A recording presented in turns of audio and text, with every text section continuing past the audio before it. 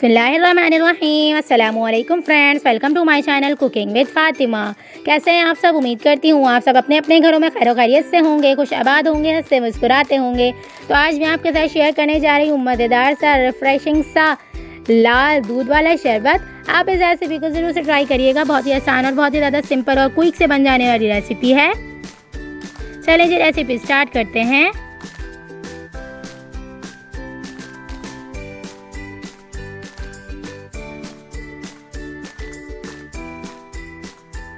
बिस्मिल्लाहिर्रहमानिर्रहीम। सबसे पहले हम हाफ कटोरी पानी में 1 टेबल स्पून दुख मलंगा ऐड कर देंगे और इसे आधा घंटा के लिए भिगो कर रख देंगे। आधा घंटा भिगोने से अपने साइज से डबल हो जाएगा।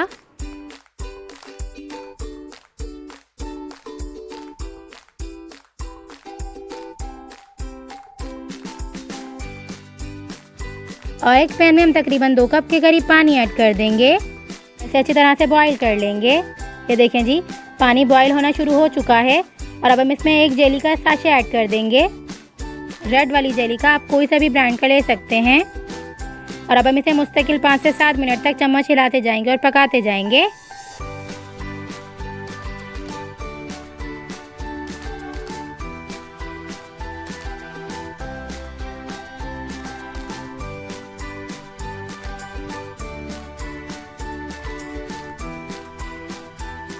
चलें जी, जेली हमारी बनकर रेडी हो चुकी है।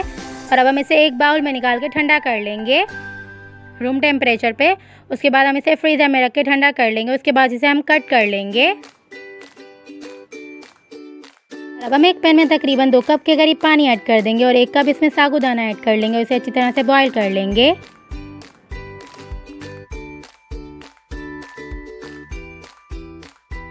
ये देखें जी, 7 से 8 मिनट में अच्छा सा बेहतरीन सा हमारा साबूदाना बॉईल हो चुका है। और अब हम इसे एक छन्ने में अच्छी तरह से छान लेंगे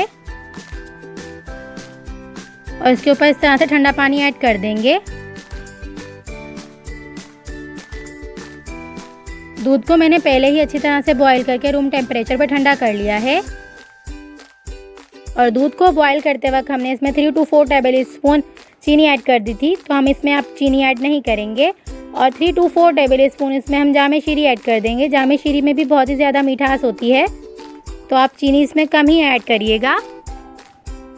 और अब हम इसे अच्छी तरह से मिक्स कर लेंगे।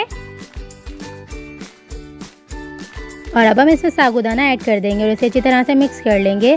और इसे आधा घंटा के लिए फ्रीज़र में सेट होने के लिए छोड़ देंगे।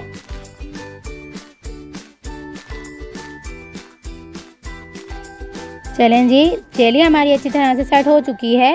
और अब हम इसे इस तरह से कट कर लेंगे।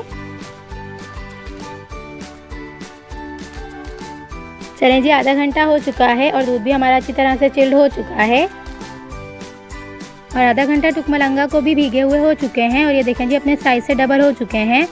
और अब हम इसे भी दूध में ऐड कर देंगे और इसे अच्छी तरह से मिक्स कर लेंगे।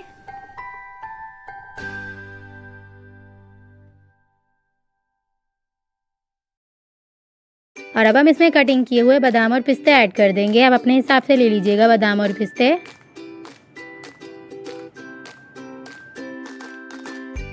और अब हम इसमें कट की हुई जेली ऐड कर देंगे।